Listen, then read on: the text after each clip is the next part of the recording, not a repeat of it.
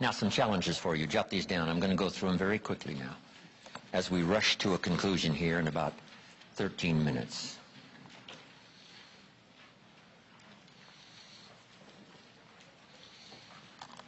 Here they are. You're going to have to write fast now. Here's number one. Review your performance, whether it's communication or whether it's activity or whether it's a CEO or whether it's on the job.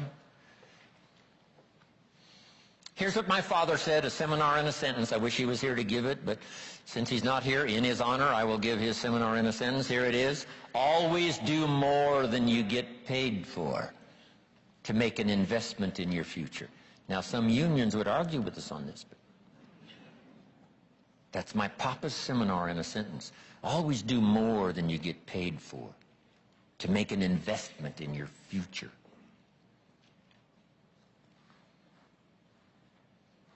My father was so unique.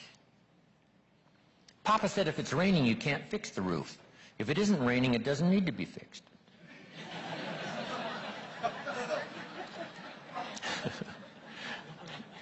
He was a grand old man.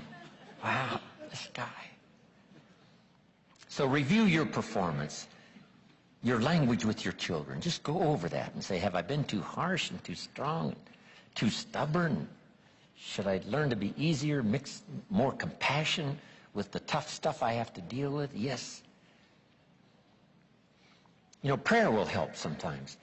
If nothing else, you know, dear God, help me say the right thing, not to ruin it all by poor communication. Here's the next on my list. Face your fears. You know, I don't know what challenges you might have in going over the stuff we've been going over in terms of amending your philosophy or going back and, you know, redoing some stuff that you might have messed up. But face all your fears. That's how you conquer them.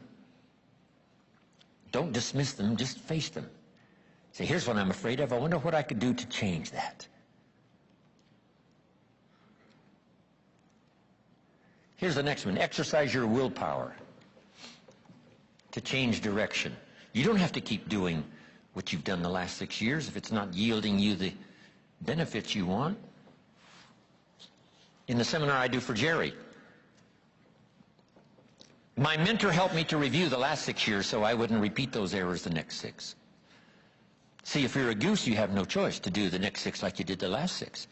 But if you're not a goose, here's what you can do. Pick a new destination and start going that way. You say, well, I've done this for the last 2 years. I'll probably have to do it another 2. And the answer is no, not in a million years. Now, you can change one little degree at a time, or if you want to, you can revolutionize the whole thing. Who says you couldn't revolutionize the whole thing in a week's time and start a brand new direction that will most assuredly help you arrive in a brand new place a year from now, 3 years from now? No telling 5 years from now where you could arrive. Use your willpower to start the process. Just willpower to change a little or change a lot. Anybody can change. You don't have to repeat last year. Clean up the errors. Invest it now in the next year. Watch it make the difference. Here's the next one that's important. Parents have to do it. We ask our kids to do it, but we've got to do it. Admit your mistakes. Sometimes you have to admit them to others. Here's some of the best words in the English language. I'm sorry. The reason why those are good words is because it could start a whole new relationship. It could start 2 people going in a whole new direction. I'm sorry. Simple, easy. Not easy, but if you get this done, the turnaround can be dramatic. The early years can be big in payoff. And here's the big one. Admit your mistakes to yourself. You don't have to babble about them to everybody in the neighborhood. But it doesn't hurt to sit down and have a conversation with yourself and say, there's no use kidding myself. Here's where I really am. I've got pennies in my pocket and I got nothing in the bank. That's what I said after the Girl Scout left my door. I had a conversation with myself. And I said, I don't want this to happen anymore. Next, refine your goals.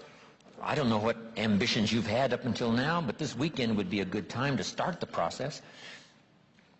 We're going to talk about our goals workshop before our session is over this weekend. Maybe that will help stimulate you to set some higher goals, reach for some higher purpose, go for something beyond what you thought you could do. By the time this weekend's over, you might double, triple, quadruple the amount of goals, purpose, all the things you think you can accomplish.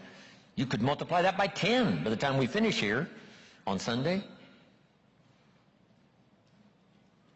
Here's the next one, believe in yourself. Yes, you got to believe in God, and you got to believe in the community, and you've got to believe in the possibilities. You've got to believe in the economy. You've got to believe that tomorrow can be better than today. But here's the big one, believe in yourself. There isn't a skill you can't learn. There isn't a discipline you can't try. There isn't a class you couldn't take. There isn't a book you couldn't read. If it's written in some other language, you just get it translated and read it. Here's the next one. Ask for wisdom.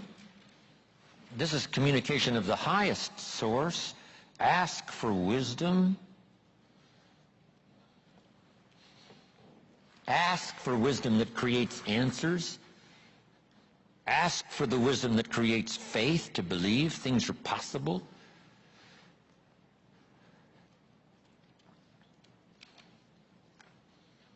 In King Solomon's day, there was the dilemma of two mothers who claimed the same baby.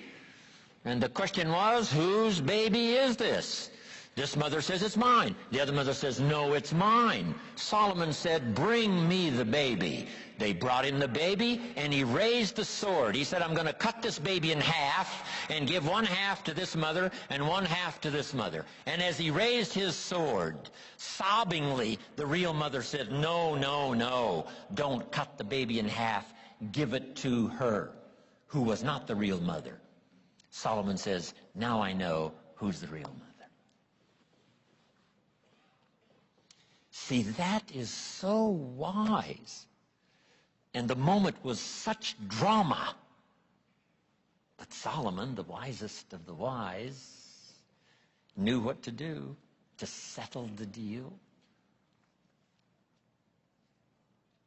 Ask for wisdom to deal with the challenges of today and tomorrow, to deal with the challenges your family brings you. Don't wish it was easier. Wish you were better. Here's the next one. Conserve your time. I must learn to do this. How much time have I got left? Not an unlimited supply. How many of these weekends can I do? Not 1,000. Just a few, maybe a handful. Sometimes we get faked out. Bill Bailey says, the average person says, I got 20 more years. No, Bill says you got 20 more times. If you go fishing once a year, you've only got 20 more times to go fishing. Not 20 years. That fakes you out. I got 20 years. No, 20 times. See, that brings it right down to the real stuff. 20 times.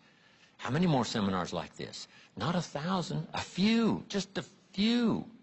So would I mumble and stumble? Would I give you less than my best when I've only got a few more to give? And the answer is no, of course not. If you're a person of some dignity and quality, you wouldn't let that happen. Next, invest your profits. We're going to talk now about this before the weekend is over on financial independence. And I'm going to give you some excellent advice. Here was one of the philosophies Mr. Schoaf gave me, along with Mary Kay. Here's what he said. Profits are better than wages. Wages make you a living. Profits make you a fortune. Mary Kay and I went for that. Wow. Could we start earning profits while we're making a living? The answer is yes. I went berserk. Here's one now. Protect your family. These are troublesome times. Not that they haven't been troublesome times for 6,000 years. At school, troublesome times. I know a wonderful mother and a wonderful father who had two boys.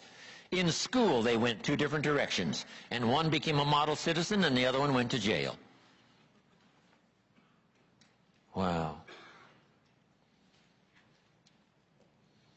Protect your family as best you can from the hidden dangers, the lurking evil one. Here's the next one. Live with intensity.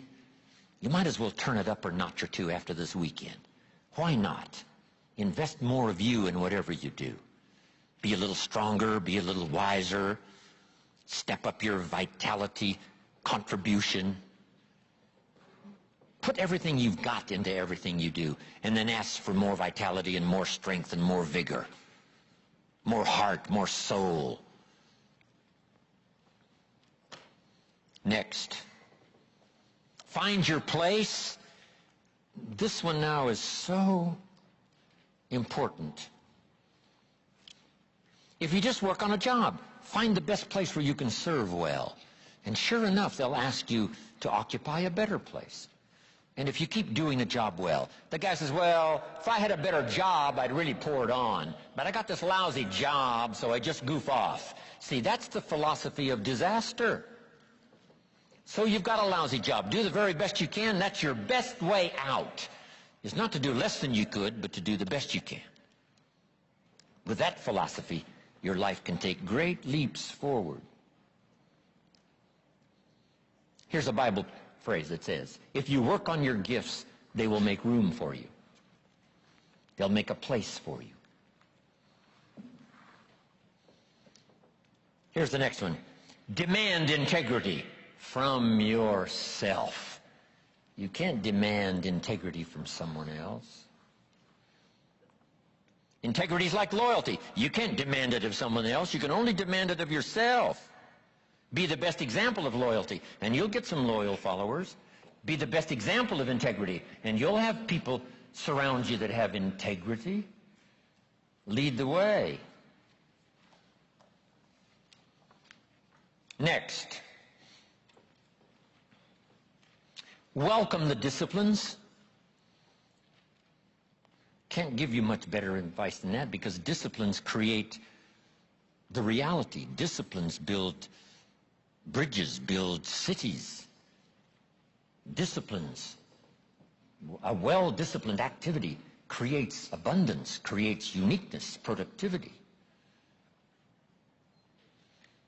Next.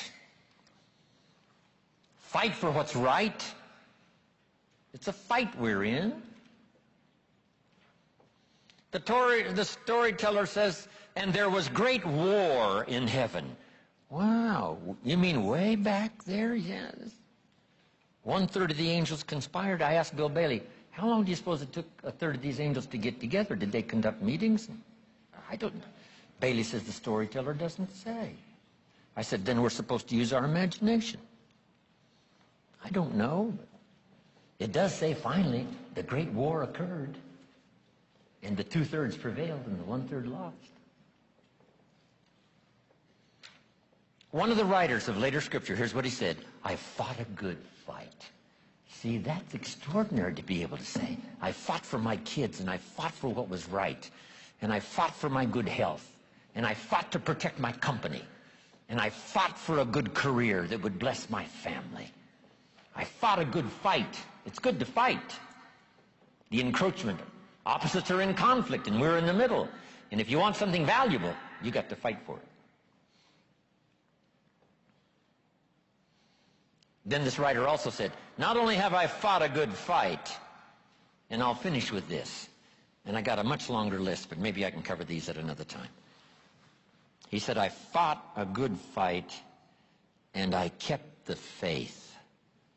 See, that's the deal. Keep faith with your family. Fight like crazy and keep faith. Fight the enemy and keep faith. Fight illness and keep faith. Fight the evil and keep faith. I can't give you much better advice. So thank you very much for your attention. I appreciate it.